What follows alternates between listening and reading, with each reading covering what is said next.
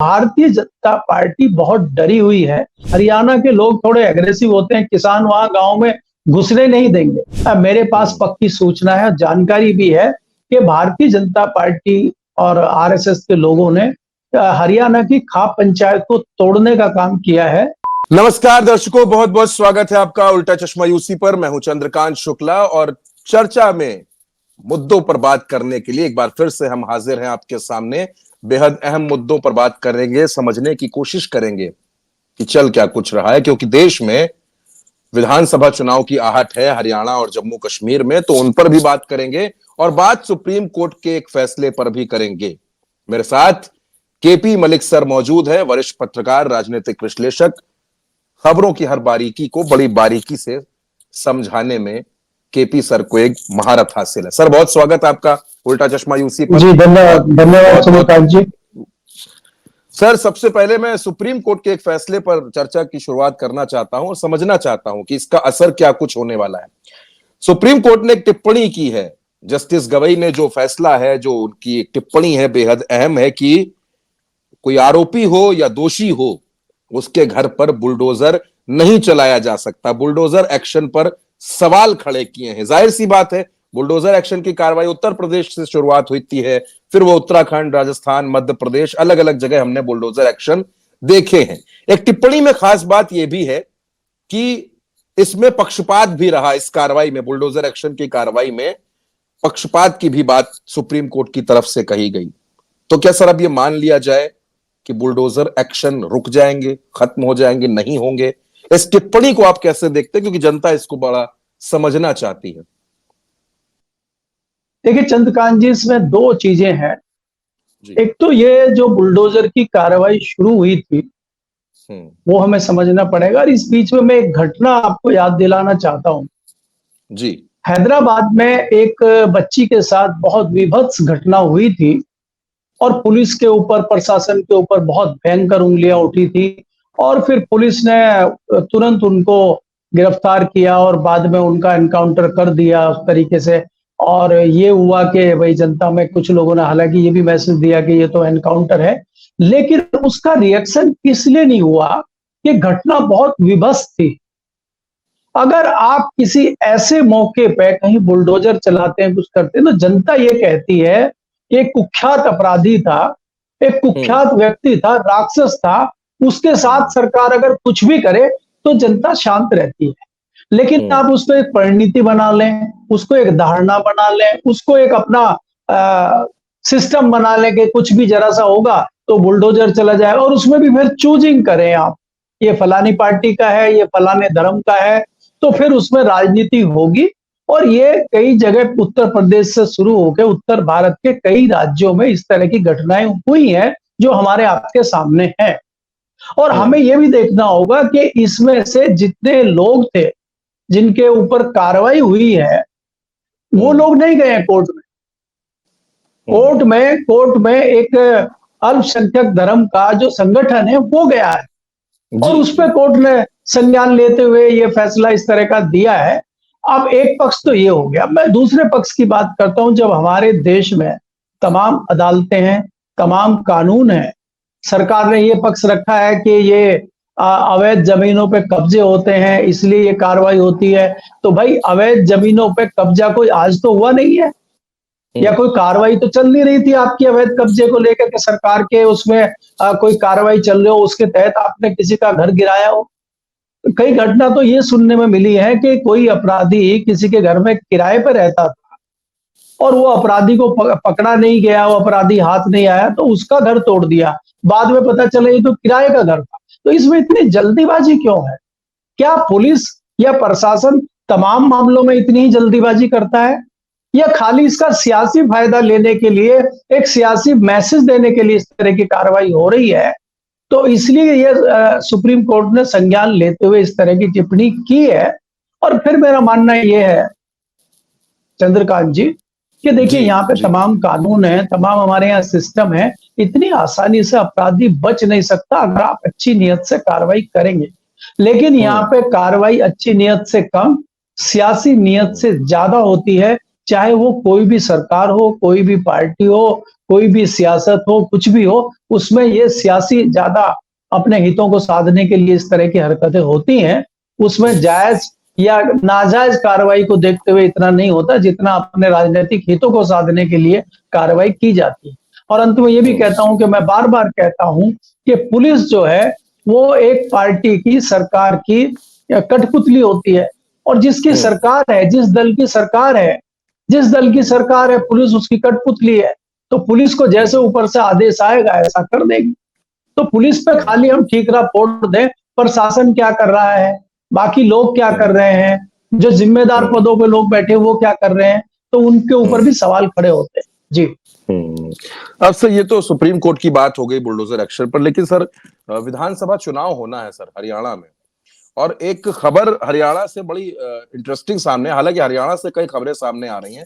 राव नरबीर सिंह करके एक नेता है, भारतीय जनता पार्टी के पूर्व मंत्री हैं हरियाणा में, बादशाहपुर करके एक सीट है हरियाणा में, वहां से वो टिकट मांग रहे हैं, और वहां पे कई और लोग भी टिकट मांग रहे हैं। मनोहर लाल अपने किसी खास को टिकट दिलाना चाहते हैं, और भी तमाम लोगों की चर्चा है, पूर्व सांसद सुधा यादव के नाम की चर्चा है। लेकिन नरबीर सिंह ने एक स्टेटमेंट दिया, उन्होंने कहा है कि अगर मुझे टिकट नहीं मिलता है तो मैं कांग्रेस में चला जाऊंगा, मैं बीजेपी में नहीं रहूंगा। एक तो हरियाणा में यह खबर बहुत ज्यादा सर चल रही है, दूसरा आम आदमी पार्टी और कांग्रेस के बीच भी बातचीत की खबरें हैं, और कांग्रेस में टिकट लगभग फाइनल दौर में है। ये तीन तरह की खबरें हरियाणा में चल रही हैं। अब दर्शक आपसे ये समझना चाहते हैं कि असल में हरियाणा में आज की तारीख में जब हम और आप बात कर रहे हैं तो हरियाणा में चल क्या रहा है। देखिए चंद्रकांत जी, सबसे पहले अगर हम शुरू करें भारतीय जनता पार्टी से, इसमें कोई दो राय नहीं है कि भारतीय जनता पार्टी की स्थिति बहुत खराब हरियाणा में है।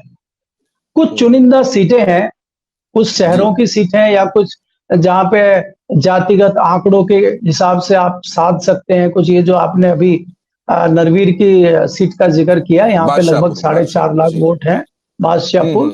और यहाँ पे क्या है कि इनका जातीय नेटवर्क बहुत अच्छा है, इसलिए वहां पे ये अपना दावा ठोक रहे हैं। लेकिन मेरा कहना यह है कि भारतीय जनता पार्टी बहुत डरी हुई है, और भारतीय जनता पार्टी बहुत अंत में जाके अपनी लिस्ट घोषित करेगी, क्योंकि भारतीय जनता पार्टी को डर है कि उसके कई पूर्व विधायक, कई पूर्व मंत्री कांग्रेस में जा सकते हैं, क्योंकि भारतीय जनता पार्टी भी कई लोगों की टिकट काटेगी, या जो तमाम दावेदार हैं वहां पे उसमें अधिक तादाद में लोग कांग्रेस में जा सकते हैं। ये तो रही भारतीय जनता पार्टी की बात। लेकिन अगर आप कांग्रेस की बात करते हैं, कल CWC की मीटिंग में राहुल गांधी ने साफ कह दिया है कि अगर हमारे कांग्रेसी भी हैं, पुराने लोग भी हैं, और उनकी छवि आपराधिक पृष्ठभूमि की है, तो उनको भी टिकट ना दिया जाए, भले ही वो जीत रहे हो, भले उनके जीतने के चांस हो। तो कांग्रेस में जो इतना कॉन्फिडेंस है वो इसलिए है कि कांग्रेस को पता है कि हम वहां बहुत अच्छे तरीके से जीत रहे हैं। कांग्रेस फूक फूक के कदम रख रही है। पहली बार होगा कि कांग्रेस अपने यहाँ हरियाणा में अपने किसी सीएम के दावेदार को घोषणा नहीं करेगी। वो ये कहेगी कि पहले चुनाव होंगे और उसके बाद विधायक दल की मीटिंग में जो फैसला होगा, जिसको सीएम बनाना होगा, वो वहां पे तय होगा। तो मेरी जानकारी ये है कि कांग्रेस सीएम का कैंडिडेट, उम्मीदवार घोषित नहीं करेगी, और मुझे लगता है कि आज शाम तक या कल सुबह तक सूची कांग्रेस की फाइनल हो जाएगी। इसमें दो और चीजें हैं जो सामने आ रही हैं कि विनेश फोगाट का और बजरंग पूनिया का नाम चल रहा है। बजरंग पूनिया का तो लगभग फाइनल है। विनेश फोगाट के दो मन है। विनेश फोगाट चुनाव शायद लड़ना नहीं चाहती है। कुछ लोगों का कहना है कि आप अंतरराष्ट्रीय लेवल के खिलाड़ी हो, और यहाँ पे अगर आप विधानसभा में जाते हो, आप सियासत करते हो, तो एक धड़ा ये कहेगा कि भाई आप सियासत में चले गए, कांग्रेस की तरफ चले गए, तो क्योंकि आप तो अंतरराष्ट्रीय लेवल के खिलाड़ी हो, आपको सियासी चक्कर में नहीं पड़ना चाहिए। तो अभी तक उसका क्या मन बना है, क्या हुआ है, इस बारे में थोड़ा संशय चल रहा है। बाकी बजरंग पूनिया का लगभग फाइनल है, इस तरह की खबरें हैं।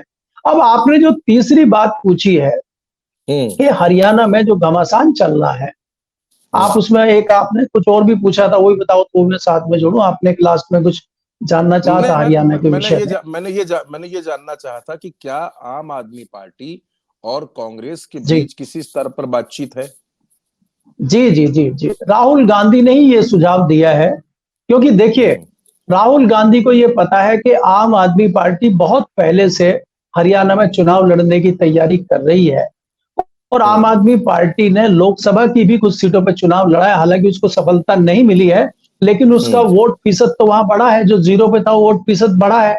तो आम आदमी पार्टी कई सीटों पे 10,000, 20,000, 50,000 का नुकसान कर सकती है और जब वो महागठबंधन में हमारे साथ है तो लगता है हमें उसको हरियाणा में साथ लेने में कोई बुराई नहीं है और ये फैसला उन्होंने अपने हरियाणा के नेताओं पे छोड़ दिया है। राहुल गांधी ने खाली सुझाव दिया है और इस सुझाव में कोई बुराई नहीं है। हमें लगता है कि ये गठबंधन आम आदमी पार्टी के साथ हरियाणा में कांग्रेस का हो जाएगा। हालांकि उसके अगले साल ही दिल्ली में भी चुनाव है और दिल्ली में भी आम आदमी पार्टी, क्योंकि एक एक चीज ये है कि वहां मजबूत कांग्रेस है हरियाणा में। अगर आप आम आदमी पार्टी को साथ लेकर चलते हैं तो अगले साल जब दिल्ली में चुनाव होगा, जहां आम आदमी प्रचंड बहुमत लेकर सरकार बना के बैठी है, तो वहां एक क्लेम कांग्रेस का बन जाएगा कि दिल्ली में भी कांग्रेस और आम आदमी पार्टी का गठबंधन हो और भाजपा को हराया जाए। इस तरह का दबाव बनाने के लिए भी कांग्रेस की एक रणनीति है ताकि वो अपना क्लेम दिल्ली में भी कर सके। क्योंकि आपको याद रखना चाहिए कि दिल्ली में बहुत अच्छे बहुमत के साथ 15 साल कांग्रेस की सरकार रही है, शीला दीक्षित की सरकार रही है और अब लगातार तीसरी बार चुनाव हो रहे हैं जिसमें आम आदमी पार्टी का बहुत अच्छा दखल रहेगा। लेकिन आम आदमी पार्टी की भी एंटी कॉम्बेंसी है, तमाम उसके नेता जेल आते जाते रहे हैं, तो इससे कहीं ना कहीं आम आदमी पार्टी की साख पे भी थोड़ा बट्टा लगा है। आम आदमी में चर्चा ये है कि आम आदमी पार्टी को लाने से कोई फायदा दिल्ली के नगरवासियों का नहीं हुआ है, तो उसमें वहां कांग्रेस अपना क्लेम कर सकती है और कांग्रेस आम आदमी पार्टी अलग अलग लड़ेंगे तो बड़ा नुकसान दिल्ली में होके फायदा भाजपा को हो सकता है। तो भाजपा को फायदा ना हो इसलिए दोनों मिलकर दिल्ली में भी लड़ सकते हैं। तो ये एक बड़ा आगे की सोच का फैसला है, मुझे ये लगता है। दूसरा, हरियाणा में आप जिस तरह जी जी जी जी मैं बड़ा कह रहा हूं कि बड़ा पॉलिटिकल चेंज हो सकता है अगर ये जो समीकरण आपने बताए हैं हरियाणा और दिल्ली के, तो ये बड़ा बड़ा बदलाव हो सकता है सर। नहीं, देखिए, अब कांग्रेस जान चुकी है इस तरह की चीजों को और कांग्रेस में राहुल गांधी बहुत सोच समझ के जो फैसले ले रहे हैं और 4 जून के बाद जिस तरह से भारतीय जनता पार्टी लगातार दबाव में है, और हालांकि भारतीय जनता पार्टी आज भी कोई कमी नहीं कर रही है अपने साम दाम दंड भेद में। मेरी आपसे कल बात हुई भी थी बिहार के मामले को लेके, तो भारतीय जनता पार्टी हरियाणा में भी कमी नहीं छोड़ रही है। भारतीय जनता पार्टी को जहां भी लगता है वहीं सेंध लगाने की कोशिश कर रही है। मेरे पास पक्की सूचना है, जानकारी भी है कि भारतीय जनता पार्टी और आरएसएस के लोगों ने हरियाणा की खाप पंचायत को तोड़ने का काम किया है और वहां से कुछ खाप पंचायत के लोगों को, कुछ महिला सदस्यों को बेंगलोर ले जाया गया है 1 हफ्ते के लिए। अभी कई लोग बेंगलोर में हैं और वहां श्री श्री रविशंकर के आश्रम में उनकी ट्रेनिंग चल रही है।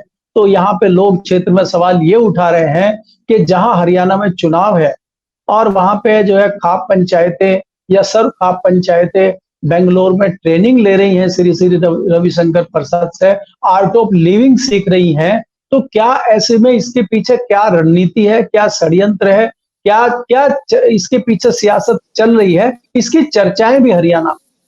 क्योंकि भारतीय जनता पार्टी को साफ साफ दिख रहा है कि इस बार उनका मुकाबला जो है एक तकड़ी कांग्रेस से है। तो इसलिए कांग्रेस भी रणनीति, जैसे छोटे दल को आप देखेंगे, चाहे वो जेजेपी हो, चाहे वो दूसरे तमाम दल हो, वो उनका कहीं कोई मामला कुछ है नहीं। अगर किसी बहुत अच्छी सीट पर उनको 10-20 हजार वोट मिल गए, अधिकतर जगहों पे उनकी जमानत जब्त होगी और उनको जनता का विरोध भी करना पड़ेगा। हरियाणा के लोग थोड़े एग्रेसिव होते हैं, किसान वहां गांव में घुसने नहीं देंगे। अगर आप याद करें उत्तर प्रदेश के 2022 के विधानसभा चुनाव को, तो वेस्टर्न यूपी में कई जो जाटों के गांव थे या थोड़ा सा दबंग किसानों के गांव थे, उन्होंने नेताओं को गांव में घुसने नहीं दिया था, उनकी गाड़ी तोड़ने का काम किया था। तो ये हरियाणा के अधिकतर गांव में होगा क्योंकि वहां पे किसान कम्युनिटी है और चाहे वो किसी भी जाति के लोग हों, वो कहीं ना कहीं किसान से जुड़े रहते हैं, वो भी किसान है और किसान बहुत रुष्ट भारतीय जनता पार्टी से है, ये हमें देखना पड़ेगा। जी बिल्कुल सर, यानी कि हरियाणा में आपने बड़ी विस्फोटक जानकारी दे दी है कि खाप पंचायतों को तोड़ने की साजिश में भारतीय जनता पार्टी लग गई। मैंने वो पोस्ट भी सर पढ़ा आपका, रविशंकर जी की तस्वीर के साथ, जो आपने एक बेहद चौंकाने वाली खबर दे दी है, जो हरियाणा के चुनाव में बड़ी इफेक्टिव हो सकती है। बड़ा जो ये तैयारी चल रही है, और इधर आम आदमी पार्टी और कांग्रेस साथ में आते हैं तो भी हरियाणा की लड़ाई रोचक होती है। सर बहुत शुक्रिया हमारे साथ जुड़ने के लिए। इसमें और चंद्रकांत हरियाणा जी, इसमें जी इसमें इसमें चंद्रकांत जी, मैं थोड़ा सा लास्ट में और जोड़ना चाहता हूँ बिल्कुल सर, कि बिल्कुल सर। आपको ये देखना होगा कि खाप पंचायत में जो पंच परमेश्वर होता है उसको पंच परमेश्वर माना जाता है। और जी कई लोगों में इस बात को लेकर भी विरोध हो रहा है। कुछ वीडियो आए हैं कि जिसमें वो तमाम खाप चौधरी जो हैं श्री श्री रविशंकर के दंडवत प्रणाम कर रहे हैं, लेट कर जी उनको जी प्रणाम जी कर रहे हैं। तो कई लोग उस पर कड़ी आपत्ति कर रहे हैं, और उनका कहना यह है कि एक पंच परमेश्वर इस तरह से किसी के चरणों में लेटेगा तो उसका भयंकर रिएक्शन समाज में चल रहा है। तो कई लोगों का यह भी हो सकता है कि उन पंचों का, उन पंचायत के जो चौधरी हैं, उनका ही बहिष्कार गांव में आने पे हो जाए। इस तरह की भी चर्चाएं हैं। अगर आप चाहेंगे तो मैं वो वीडियो भी आपको भेज दूंगा। जी बिल्कुल सर, बिल्कुल। बहुत बहुत बड़ी और बहुत रोचक खबर आपने दे दी है, जो हरियाणा के चुनाव पर बड़ा असर डालती नजर आएगी। और मुझे ऐसा लगता है कि इस खबर पर भी एक दिन वक्त निकालकर मंथन करना जरूरी है, चर्चा करना बेहद जरूरी है। फिलहाल तमाम ठीक। विश्लेषण के लिए और बारीकी से बारीकी हमको समझाने के लिए, बताने के लिए, और खास तौर पर दर्शकों को समझाने के लिए सर आपका बहुत बहुत शुक्रिया। आपने हमारे लिए अपना वक्त निकाला, और दर्शकों का भी शुक्रिया। नमस्कार सर।